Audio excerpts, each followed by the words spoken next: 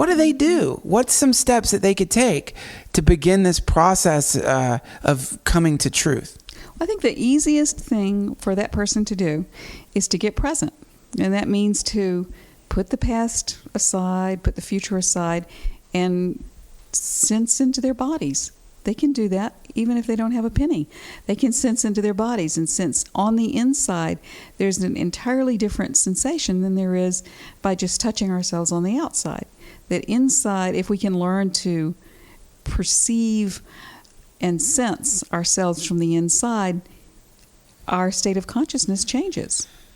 Can you walk me through what that might be like? What a meditation would be like? Can you sense the inside of your hand right now? Hold on. Like under my skin? Yeah, like inside your hand. Yeah. You can sense it from the inside. I mean, I don't know if I'm projecting that feeling, but I can feel a certain... What does it feel like? Kind of like when you push magnets against each other or something, kind of like a...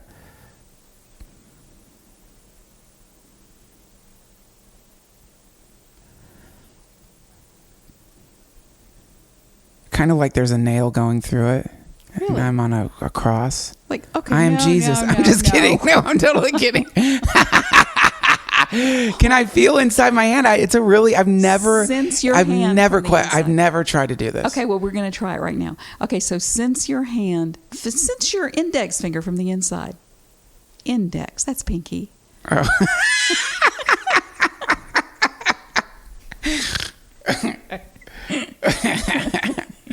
Okay. Yeah, it's kind of warm. Yeah. Warm and what else?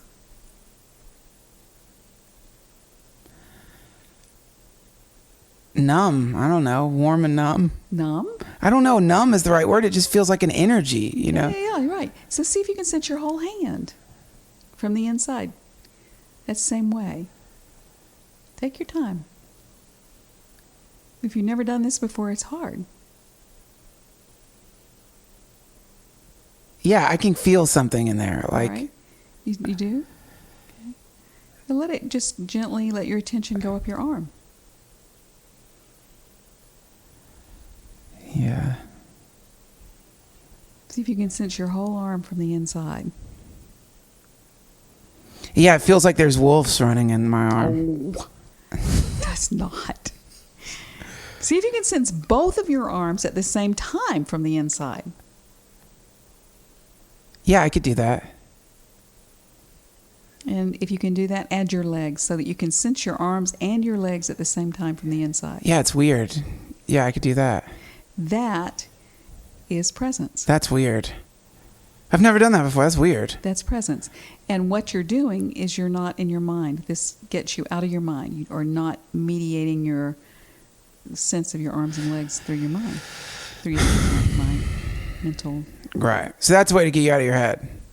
That's what you can do immediately when you're on the side of the river being nibbled by weasels and bees. Right. So the next thing you can do, Duncan, yes, is while you are sensing your arms and your legs simultaneously, yes, add 2 more facets. Look. Sense your arms and legs and look. Look at what? Whatever you see. Just let it come to you.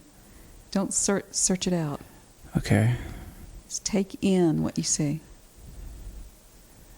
It's a bee with 1,000 eyes and horns. It's holding a dagger covered in pentagrams. If you're on the side of the river, what else could it be?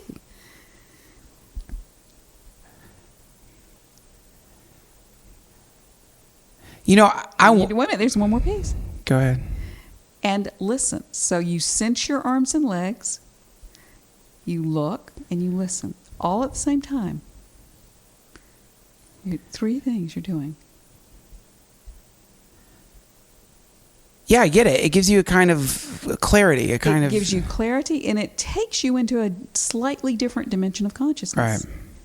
Right. It's quite different, actually. It is a quite different. And because I've got a microphone in front of my face and it's a podcast, it's hard for me to do what I would like if I was really sitting by myself. But I think that this recipe for a meditative exercise is awesome.